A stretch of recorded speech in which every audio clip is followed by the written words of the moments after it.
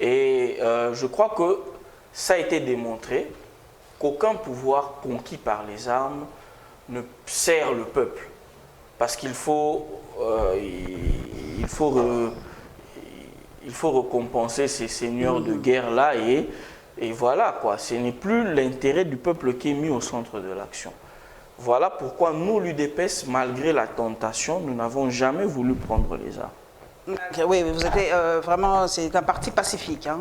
Nous avons, oui, là, il y a le pacifisme actif et nous avons toujours refusé de prendre les armes. Nous allons terminer par cette question de curiosité. C'est un internaute qui m'a dit de vous poser cette question. Les voyages du chef de l'État. Est-ce que pour vous, les voyages du chef de l'État apportent-elles ou apportent-ils quelque chose en République démocratique? Quels sont les avantages de toutes ces sorties du chef de l'État, sur tous les plans, le plan diplomatique, le plan économique et tout? Est-ce que vous pouvez nous résumer un peu qu'est-ce que ça a apporté pour la République démocratique du Congo? Sur le plan diplomatique, puisque beaucoup disent trop d'argent, dépense trop d'argent. Oui, je peux commencer par ça. Sur le plan diplomatique, il y a le rayonnement diplomatique du Congo, qui était presque aux oubliettes dans toutes ces organisations-là. Aujourd'hui, nous avons le président de l'Union africaine, nous avons le président, je crois, de la SADC également.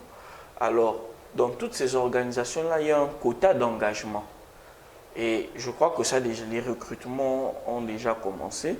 Je ne sais pas exactement comment ça va se passer, mais dans quelques jours, là, il y aura des Congolais qui vont être engagés dans ces institutions.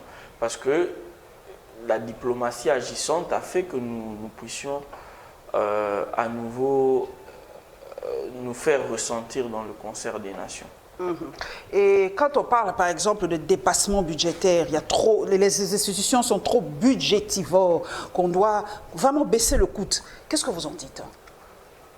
Je dis très clairement et directement que les voyages du président, ça a considéré comme un investissement, qu'il y a un retour, il y a toujours un retour sur investissement qui est supérieur à la dépense effectuée.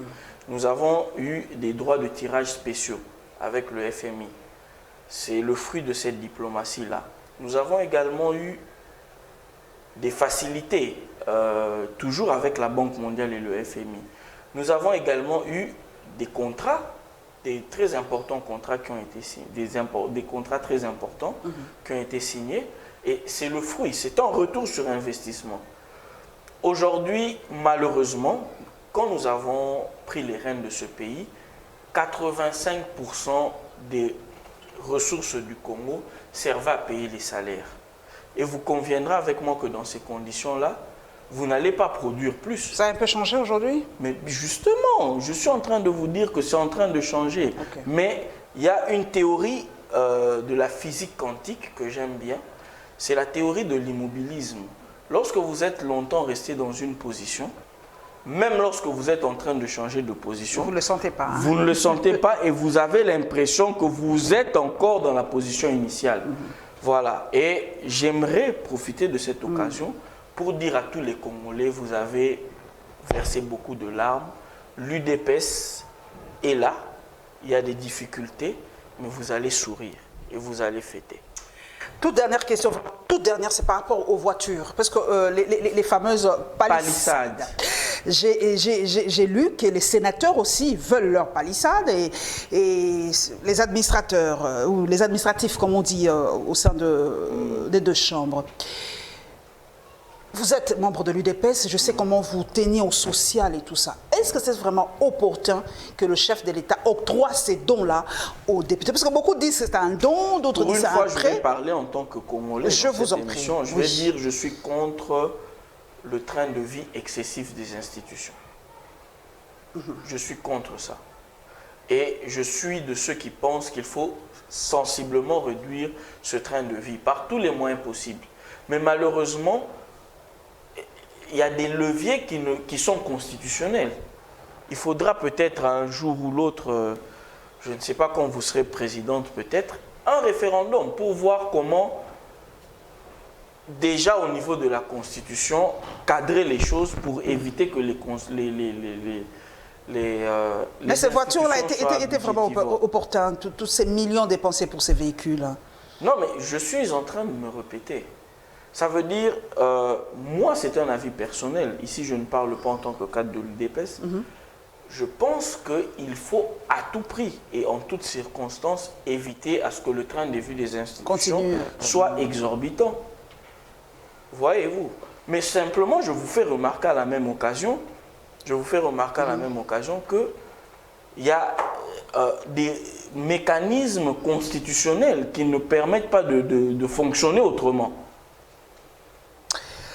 Et c'est là où je souhaite que le jour où vous...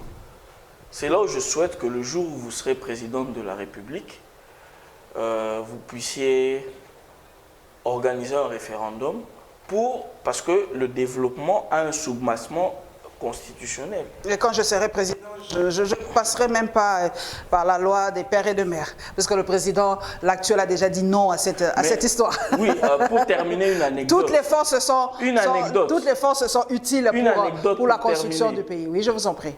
Est-ce que Bayan Zibaron Dimamutete là comme un chef coutumier avant? Là, vous parlez pour les non, terres. Là, vous parlez. Là, c'est différent. Non, s'il vous plaît. Mais est-ce que je peux parler? Les Yanzi et les Tétés, là, sont congolais. Là, c'est différent. N'entrez pas. Là aussi, vous faites l'amalgame. Là, vous faites l'amalgame. Je peux m'expliquer. Vous faites l'amalgame. C'est pas bon. C'est un terrain très glissant. Vous faites l'amalgame. Les Yanzi et les Tétés, là, sont devenus congolais après la conférence de Berlin de 1885. Ça veut dire, je vais vous montrer d'où vient le problème. Sans moi-même faire partie, sans dire que je fais partie du problème. Je veux vous dire que c'est dans les gènes du Congolais. D'être dirigé par quelqu'un qui est comme lui. C'est dans nos gènes parce que nous sommes, vous êtes Munda, non, je crois, si je suis bien informé. Je suis Yanzi. Vous êtes Yanzi. Et moi, je suis Congolais. Ah, pourquoi? Non, dites votre tribu. Pourquoi ça, c'est la stigmatisation. C'était pour rire. Là, ce que je voulais dire, c'est quoi? Tribu, oui, tribalisme. Voilà. Non, dites-moi votre tribu. Dites-moi votre tribu. Je suis Kuba. Voilà. Ça passe. Nous sommes formatés pour n'accepter que des dirigeants qui sont pareil à nous. Non, il faut un formatage et un reformatage. Voilà, mais en tout cas, parce que le monde évolue. Je suis d'accord avec vous. C'est la mondialisation. Je suis d'accord avec vous, mais il faut faire évoluer les mentalités. Tu peux épouser une Belge et tu vas sacrifier ton enfant parce qu'elle a une mère belge. Ce sentiment d'appartenir... je ne veux pas le sacrifier. Ce sentiment d'appartenir à la nation congolaise, vous le lui enlevez. Au fait, c'est discriminatoire. Et ça, c'est mon point de vue et je l'ai toujours dit. C'est discriminatoire. Moi, je suis tout à fait d'accord avec vous. Je vous parle de l'aspect culturel. Donc, on n'est pas dans l'aspect loi. C'est dans notre culture, c'est dans notre sang. Le Mouyombe ne va jamais accepter un chef coutumier Louba. Donc, il est le chef coutumier n'est pas président. Ne faites pas l'amalgame. Nous allons terminer maintenant. Je crois que, mesdames et messieurs, nous allons terminer par au tweet, comme nous le faisons d'habitude. Merci à Évariste Kalala vraiment d'avoir pris de son temps pour venir parler avec nous. Ça me fait toujours plaisir de recevoir quelqu'un de l'UDPS. Ça me fait toujours plaisir parce qu'on est tous Congolais, même si je suis Yanzi les Kuba, mais on est tous Congolais. Pas d'amalgame, hein, on est tous Congolais. C'est d'abord la République démocratique du Congo. Mettons d'abord la République démocratique du Congo en avant. On se retrouve le dimanche prochain, mesdames et messieurs, avec le même plaisir, Inch'Allah.